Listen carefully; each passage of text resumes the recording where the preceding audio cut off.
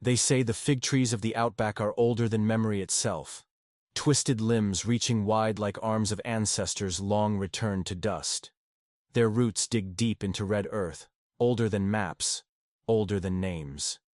And when the sun burns too fierce, their canopies offer shelter, or so it seems. But in the stillness of that shadow, something waits.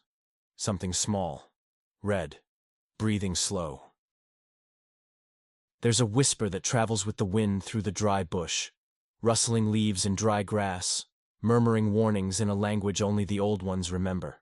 From the lore passed down through generations of the first peoples, there emerges a creature no taller than a child, skin like blood, smooth and hairless, with a head far too large for its frame, and a mouth like a wound. Fingers and toes end in soft pads, like the suckers of a frog, but dry and warm to the touch. They say it waits, curled like a seed pod in the upper limbs of a fig tree, watching. It doesn't hunt, it doesn't stalk, it simply waits, hours, days, until a weary soul, perhaps a swagman, perhaps a child chasing fruit, comes to rest beneath the fig tree's shade. Maybe they lie back, arms folded behind their head, lulled into trust by the coolness of the leaves. That's when it drops. No screech, no rush of wings or growl, just the dull sound of impact, soft and sure. Its suckers grip first, on the arms, the ankles, warm and pulsing. Then comes the drain. Through that cavernous mouth, it sips, slow as drought. The victim doesn't scream, not always. Sometimes they can't. When the creature's done feeding, it doesn't leave the body. It regurgitates it, wet, trembling, smaller than before, as if something inside had been hollowed out. Sometimes it repeats this grotesque ritual, again and again. With each visit, the person grows shorter, weaker, their skin darkening into a ruddy, unholy hue. Until, one day, they don't return to themselves. They crawl away into the trees, mouth wide, eyes vacant. Another Yara-ma-yha-who, born under the same tree that drank their blood. The stories were shared in hushed tones around campfires, not to frighten, but to protect. Children were told not to play near fig trees, not out of superstition, but out of ancient memory. There were dangers there, seen and unseen. And in a land as vast and old as this, one learns to respect what the bush remembers, even when you don't. In the deeper folds of the outback, far from where bitumen gives way to cracked soil and saltbush, the fig trees stand like sentinels. Some say they were planted by spirits. Others believe they grew from bones. Their bark carries stories in scars and knots, and the ground beneath them feels different, quieter, as though sound itself hesitates to linger. Beneath such a tree, the Yara-ma-yha-who waits, not out of hunger, but habit, not driven by instinct, but by something older and far colder. The creature is no myth to those who've heard its name in childhood, whispered from lips lined by generations of dust and time. Among the Aboriginal communities of the East Coast, particularly around the lush thickets near Queensland's hinterlands, the tale lives not in books, but in blood. It's a warning soaked in reverence, for nature, for the unseen, for the things that do not forget. The Yara-ma-yha-who is not a chase and devour beast. It is patience personified. It needs no speed, only the certainty that someone will come to rest where they should not. That fig trees are chosen is no coincidence. Ficus macrophylla, the Moreton Bay fig, spreads roots like veins over stone, anchoring itself with the stubbornness of time. These trees offer fruit sweet enough to feed birds, bats, even humans. But their shade, dense and strange, feels older than appetite. The canopy doesn't flicker in the wind like a gum tree. It hovers, still and oppressive, muffling the air below. It's there, on beds of fallen leaves and overripe figs, where the creature feeds, where it changes people. Witnesses, though few and far between, tell tales not just of vanishing travelers, but of those who came back, different. A swagman known only as Dalton was said to have wandered out of the scrub after 3 days missing, lips pale, limbs weak, his voice like something rasping up from a dry well. He couldn't speak of what had happened, or wouldn't. His eyes didn't meet others the same way anymore. His mates said he shrank a little more each day. One night, he left his camp without a word, and was never seen again. All they found were fig skins torn open and a single, red-stained boot. What terrifies most isn't the creature's violence, but its rhythm. Like the heartbeat of drought, slow, inescapable. It doesn't strike in bursts, but over time, inching toward assimilation. The Yara-ma-yha-who doesn't kill, it converts. And that, in this land where identity clings to the skin like dust, is a fate far crueler than death. The elders say it only strikes under sunlight, that if you can endure until night, it loses interest. Shadows, it seems, aren't its domain, though it lives in them. But if you fall asleep under a fig's branches by day, even the dusk might come too late. So some advise lying still if caught, playing dead. The creature, they say, prefers a living pulse. But then again, who can fake stillness when every cell screams with terror? Further west, where the scrub gives way to open red plains and the cicadas scream like sirens from hidden places, the stories shift slightly, not in shape, but in flavor. Here, the Yara-ma-yha-who is less a creature and more a lesson carved into the dust. Children still learn not to trust stillness under fig trees, and even grown men avoid the deep shade when traveling alone. The trees here are fewer, more isolated, but all the more haunting for, like forgotten islands in a sea of dry heat and brittle grass. The creature's features remain unchanged. The short, wiry frame, skin stretched tight over muscle like red leather. The oversized mouth always parted, ready. Its suckers aren't weapons in the traditional sense. They don't tear flesh or crack bone. They cling, warm and pulsing, like something too familiar. And therein lies their horror. Victims describe a feeling not of being attacked, but of being claimed. Their bodies become foreign, slow, as though their blood no longer belonged to them but flowed toward that open mouth by its own will. Old trackers talk of strange markings around fig trees. Not footprints, not exactly. Patterns in the leaf litter, as if something had shifted back and forth, dragging its weight with an eerie precision. One spoke of finding what looked like handprints in the dust above a body. Small, too small, but perfectly formed. No animal made them, and no person with reason would have left them behind. Among anthropologists, speculation spins in circles. Some suggest the creature represents disease, that slow, parasitic kind that drains the body over time and leaves behind a husk where a person once lived. Anemia, perhaps, or infections born in the damp hollows of the forest. Others believe it's a metaphor for warning, a cultural mechanism to instill caution in children, much like tales of the bunyip in the waterholes or serpents in dry creek beds. And there's logic in that, but legends like this don't endure simply because they're useful. They last because something in them feels true. Then there are the skeptics who look to the animal kingdom. Could the tale have been born from misidentified wildlife? A nocturnal marsupial? A primate escaped from some long-forgotten traveling show? But these suggestions always fall short. Too rational, too clean. The Yara-ma-yha-who is not merely biological. It lives in the uneasy space between the known and the remembered. It carries the shape of dread itself, patient, consuming, impossible to reason with. And always, it returns to the fig trees. Why them? Why this one species? It's more than the shade, more than the fruit. There's something about these trees, their shape, their presence, their history, that invites the unnatural. Their roots reach above ground like fingers, like veins.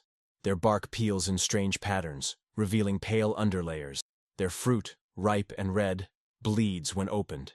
It's as if the tree itself teaches the lesson. What is sweet can also be the beginning of loss. There's a fig tree just outside a forgotten cattle station near the edge of the Atherton tablelands, the kind of place where maps grow vague and the air thickens with secrets. No one camps near it anymore, not since the incident. An old jackaroo named Clancy used to rest there on his runs, his dog always barking before they approached. One afternoon, he didn't come back. When they found him, 3 days later, he was lying face up in the red dust, eyes open to the canopy above.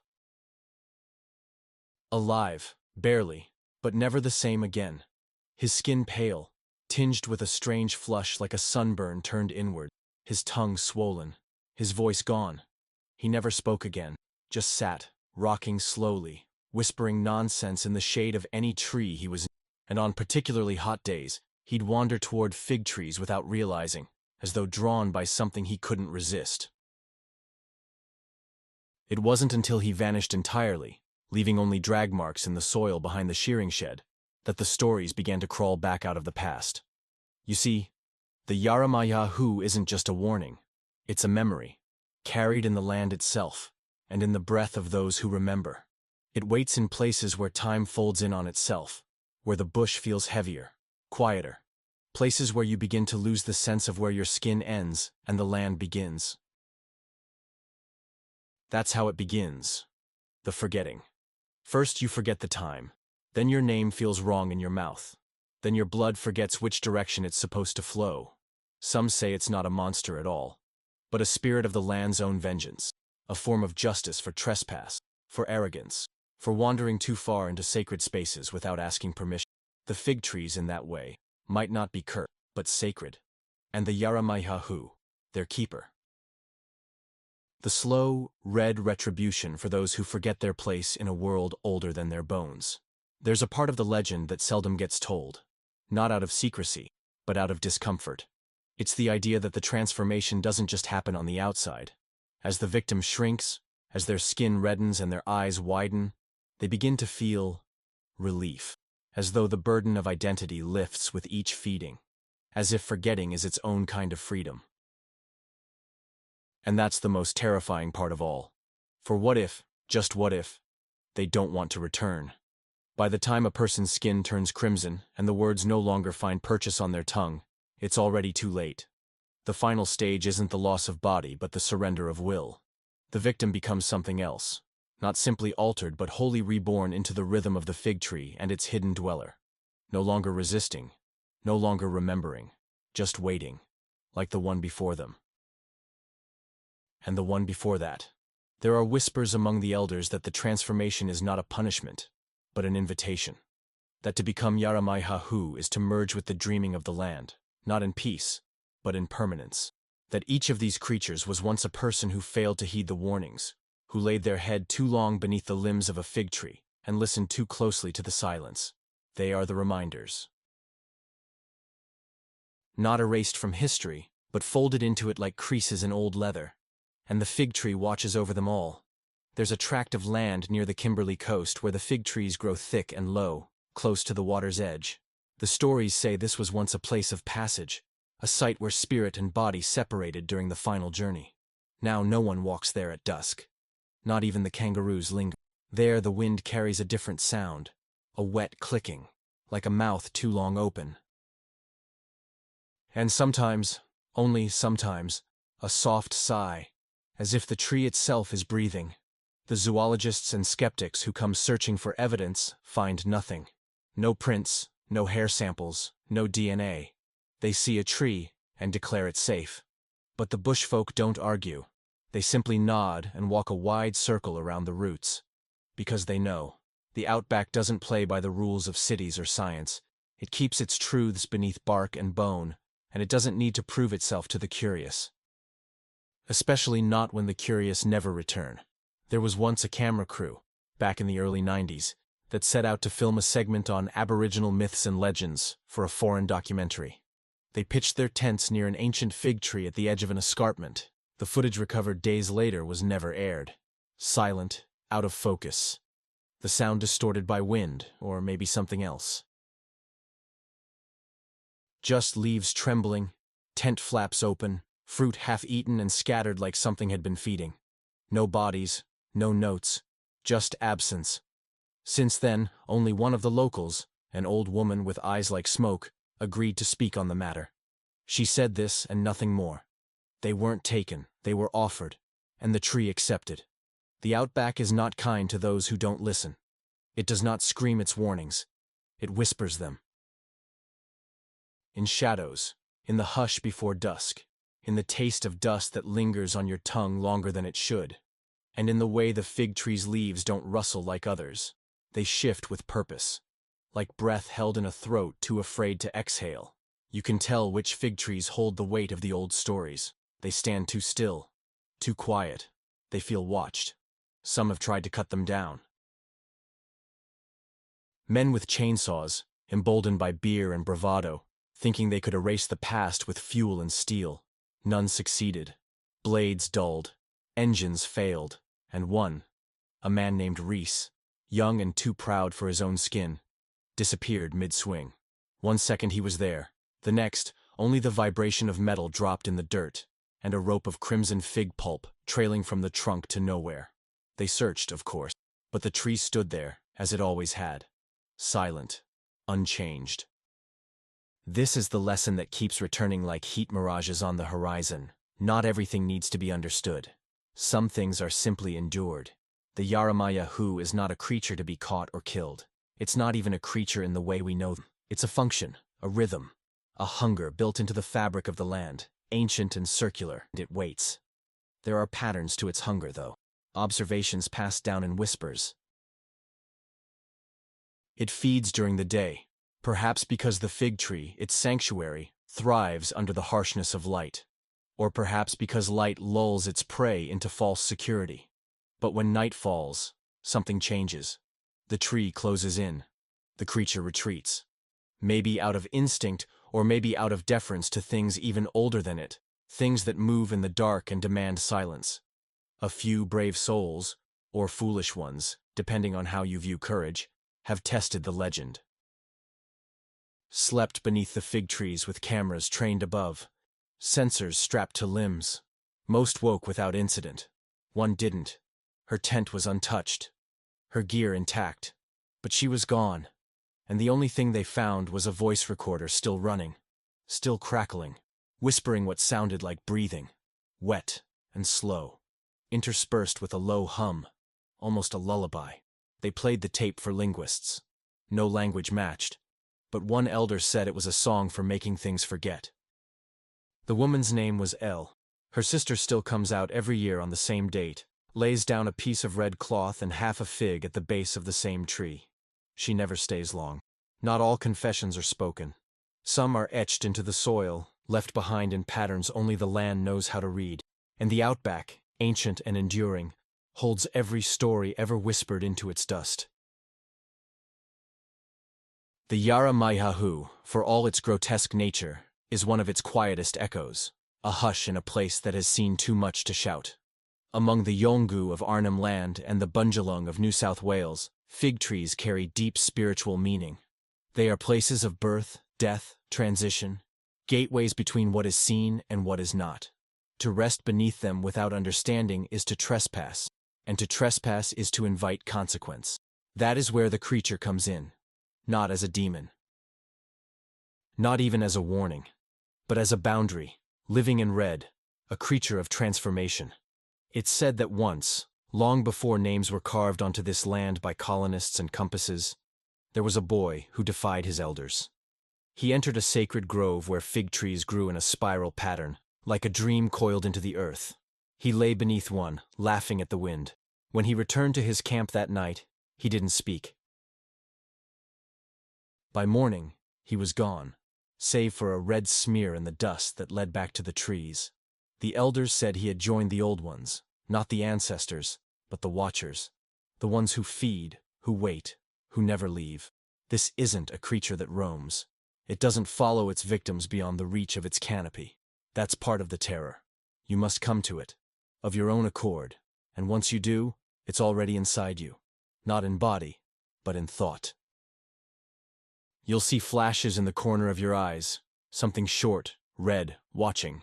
You'll feel the pull, the hum of tree roots calling your blood down into the soil, and sleep will become an invitation. The slow drain doesn't begin with touch. It starts in your dreams.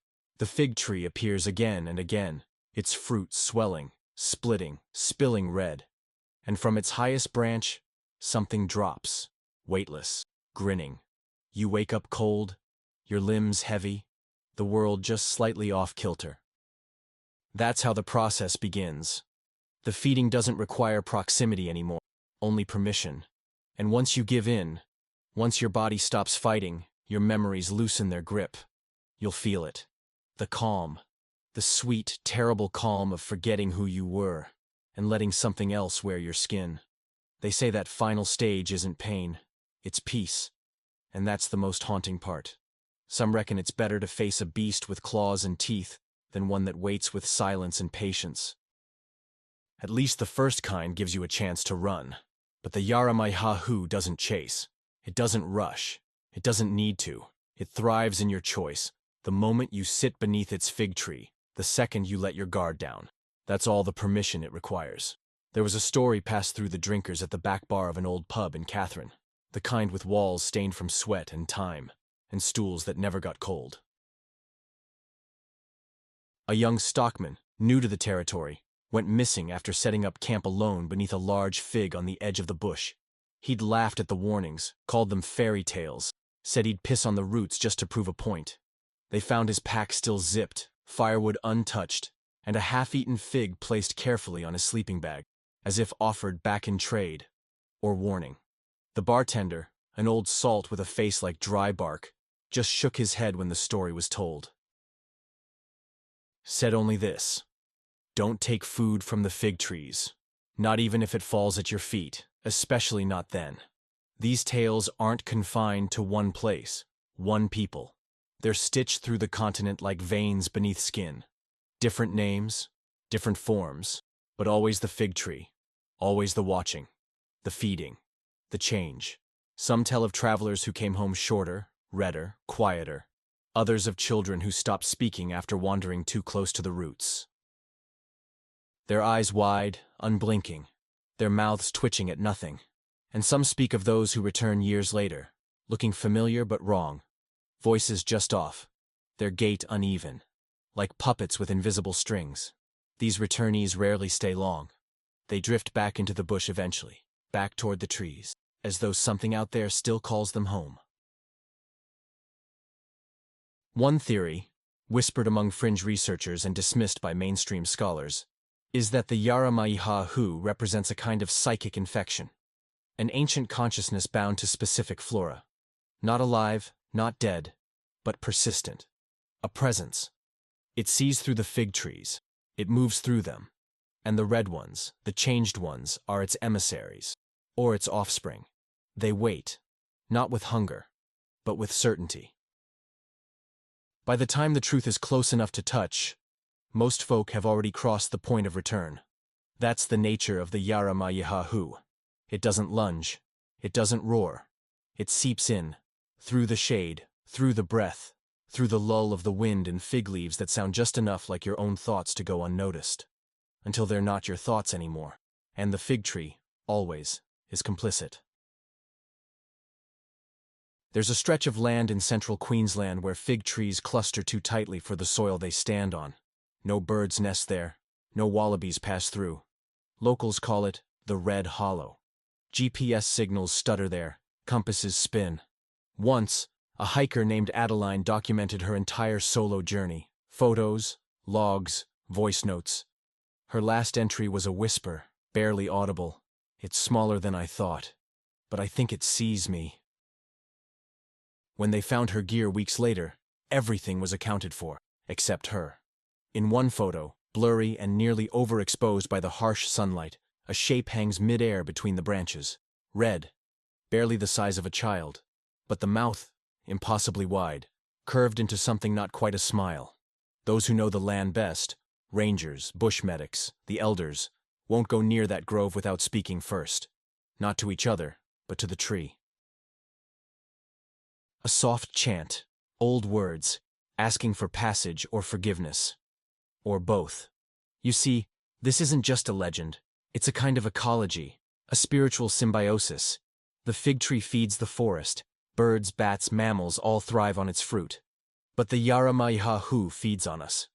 It doesn't exist despite the tree. It exists because of it. As though the land, knowing how humans encroach and forget, birthed something in response. Something to remind. Something to balance. And when a victim returns, if they return, they're not mourned. They're marked. A child once came back after a full day lost in the scrub, covered in dirt, clutching a fig in each hand, skin flushed, eyes blank. Her parents cried. They thought it was a miracle, but at night she wouldn't sleep indoors. Sat cross-legged on the floor, whispering to something only she could see above her. 3 weeks later, she vanished. Left behind were only bite-sized fig halves on her bed, red and pulsing like they'd just been plucked. There's a lesson there, but it's not one you learn. It's one you feel when you stand too close to an old tree and realize the wind has stopped. When your skin itches for no reason. When your heart beats just slightly out of sync. That's when it's too late. The Yara-ma-yha-who, a name that curls in the mouth like smoke and blood. A creature, a warning, a memory passed through shadow and skin, stretching from the coasts to the red heart. What began as a whisper beneath fig branches is now a confession that clings to the air, not loud, but unyielding. It doesn't ask for belief, only silence, and that you listen. The final truth, if there is one, is that this legend endures not because it's fanciful, but because it fits. It fits the way the Outback breathes, slow, patient, full of consequence. In a place where time doesn't march but settles, where absence speaks louder than sound, the idea of a creature that waits, feeds, transforms, it makes sense. Not in the logic of textbooks or cameras, but in the gut, in the place that clenches when the breeze dies under a fig tree. In the end, perhaps the Yara-ma-yha-who is not about a creature at all. Perhaps it's about change, about what the land does to you when you stop respecting its boundaries. About how identity thins under pressure, until you are no longer what you were, but something else, wearing the same name. The monster is just the mirror. It shows us how little it takes to lose the thread that holds us to ourselves. And so, the stories persist. Told in hushed tones around campfires or in quiet warnings muttered to backpackers too curious for their own safety. Shared by those who've seen the fig trees sway without wind, who've felt their blood slow in their veins while resting in their shade. Not all return, some do, and when they do, they are quieter. Their eyes scan the trees more than the road ahead. They eat less, sleep less, and they do not speak of dreams. One last thing, always repeated by those who know. If you're walking the Outback and the day grows long and the heat presses against your skull like hands, and you see a fig tree offering shade thick and generous, don't lie down, not even for a moment, not even to rest, because it's not just the tree that waits, it's what's inside it. And once it's in you, no one can take it out again. The bush speaks. Are you listening?